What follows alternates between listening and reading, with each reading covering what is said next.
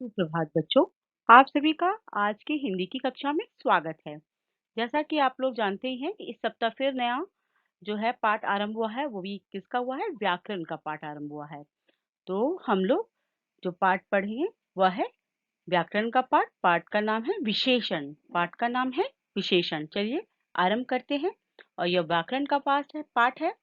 और मैं उम्मीद करूंगी कि आप लोग जब भी व्याकरण के पाठ को देखेंगे तो पूरे ध्यान के संग क्या करेंगे? वीडियो को देखेंगे। तो चलिए आरंभ करती हूँ। आपके सामने मैंने दो चित्र और उनसे उनसे जुड़े हुए कुछ शब्दों को रखा है। आप देख सक रहे हैं पहले चित्र में क्या है? रंग बिरंगी मछलियां। क्या है? रंग बिरंगी मछलियां। दूसरे चित्र में क्या है? दो फूल। कितने फूल? दो फूल। तो यहाँ पर मछलियों के बारे में कुछ बताया जा रहा है। तो मछलियों के बारे में बताने वाले शब्द कौन है? अनुमान लगाएं। हाँ, अनुमान लगाया होगा। उम्मीद में सही अनुमान आप लोगों ने लगाया है। और फूल के बारे में बताने वाले दो एक शब्द है, कौन से हैं? दो। तो यहाँ पर रंग बिरंगी और फूल के बारे में बताने वाले दो, यानी मछलियां रंग बिरंगी। तो मछलियों के बारे में रंग बिरंगी जो शब्द का समूह है वह बता रहा है मछलियों के बारे में कि वे रंगों से भरी हुई हैं। और फूलों की संख्या बता रहा है। कौन? दो। दो क्या बता रहे? दो संख्या है फूलों की। चलिए आगे बढ़ते हैं। यहाँ पर आप देखिए, आप पाठ का ही एक चित्र है। कौन सा? दया की जीत का। तो यहाँ पर आप देख सक रहे हैं कि दयालु सिद्धार्थ। सिद्धार्थ के बारे में क्या बताया जा रहा है? वो दयालु है। और हाथी के बारे में क्या बताया जा रहा है? वह विशाल है। क्या है? विशाल। दयालु सिद्धार्थ, विशाल हाथी। तो यहाँ पर कुछ ऐसे शब्द हैं जो संज्ञा शब्द की क्या है? विशेषता बता रहे हैं, उसके बारे में बता रहे हैं। तो ऐसे शब्दों को जो किसी संज्ञा या सर्वनाम शब्द के बारे में बताते हैं उन्हें व्याकरण में हम लोग क्या कहते हैं? चलिए पढ़ें। जो शब्द संज्ञा अथवा सर्वनाम शब्दों के गुण, संख्या, मात्रा, अवस्था आदि की विशेषता बताते हैं उसे विशेषण कहते हैं। क्या कहते हैं? जो शब्द संज्ञा अथवा सर्वनाम शब्दों के गुण, संख्या, मात्रा, अवस्था आदि की विशेषता बताते हैं उसे विशेषण कहते हैं। तो ये रही हमारी विशेषण की परिभाषा। तो आपको इसके पहले चित्रों के माध्यम से मैंने दिखाया विशाल हाथी, उसके बाद फूल, दो फूल और रंग बिरंगी मछलियां। तो आप समझ सक रहे हैं कि यहाँ पर ये सब इसके उन्हें संज्ञा शब्द हाथी, हाथी के बारे में बताने वाला शब्द क्या है? विशाल। तो विशाल क्या हुआ? विशेषण। तो चलिए इसको एक बार और समझते हैं। यहाँ पर आप देख सकते हैं कि दयालु सिद्धार्थ, तो और विशाल हाथी, रंग बिरंगी मछली और दो फूल। तो यहाँ पर विशेषण कौन है जो बताता है संज्ञा शब्द के बारे में? लेकिन यहाँ पर मैं बता रही हूँ कि विशेष्य कौन है। यहाँ पर विशेष्य कौन है? सिद्धार्थ। यानी संज्ञा शब्द को क्या है? विशेष्य कहते हैं। यहाँ पर हाथी संज्ञा शब्द है तो हाथी को विशेष्य कहा जाता है, विशाल को विशेषण। उसी तरह से रंग बिरंगी मछली में मछली विशेष्य है और दो फूल में फूल विशेष्य है और दो विशेषण। तो आप समझ सक रहे हैं कि इन शब्दों में विशेषण कौन है और विशेष कौन है।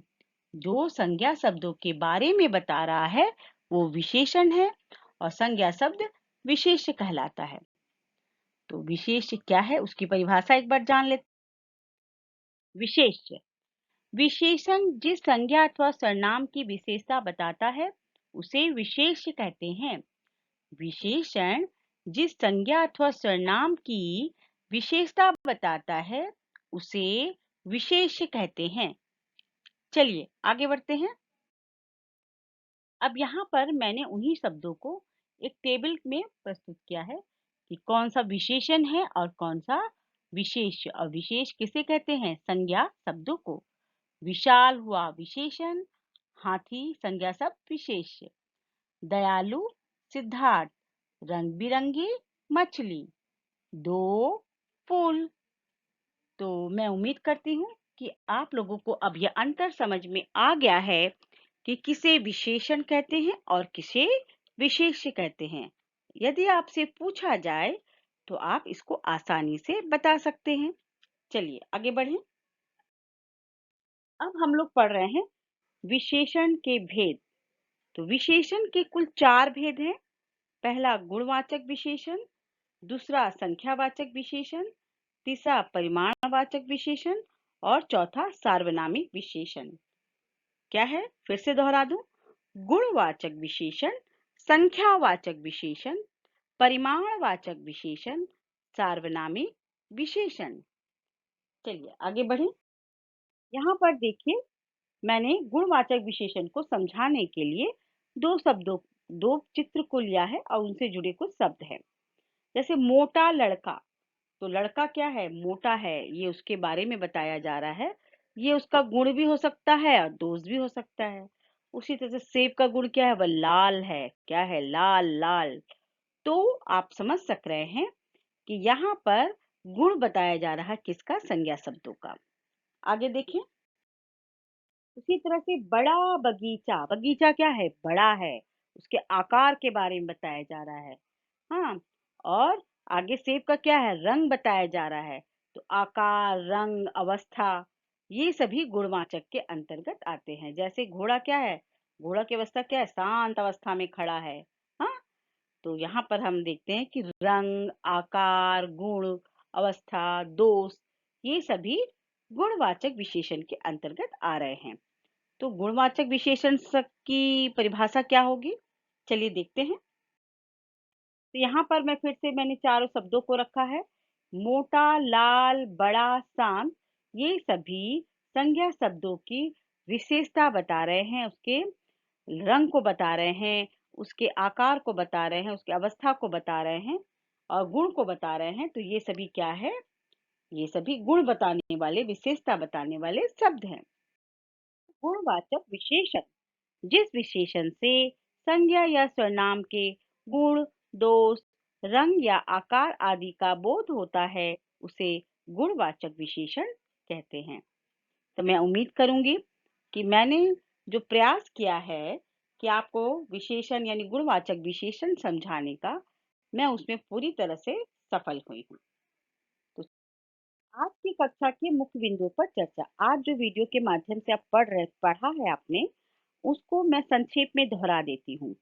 जो शब्द जो शब्द संज्ञा अथवा सर्वनाम शब्दों के गुण, संख्या, मात्रा, अवस्था आदि की विशेषता बताते हैं, उसे विशेषण कहते हैं। विशेषण जिस संज्ञा अथवा सर्वनाम की विशेषता बताता है, उसे विशेष्य कहते हैं। विशेषण के कुल 4 भेद है।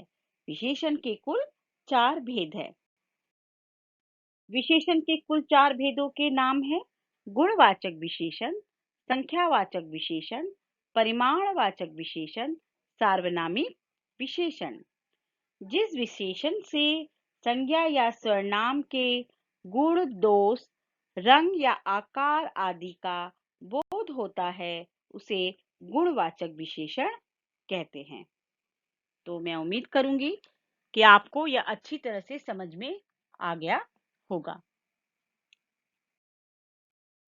ध्यान देने योग्य मुख्य बातें। आप अब बार-बार यह सोचते होंगे कि अध्यापिका जी यह बातें क्यों कहती हैं? कारण यह है कि अगर आपको कहीं पर भी समझ में नहीं आया, तो ज़रूरत पड़ने पर आप प्रस्तुति को वापस से उस जगह पर ले जाकर और वहाँ पर आप वीडियो को देख सकते हैं।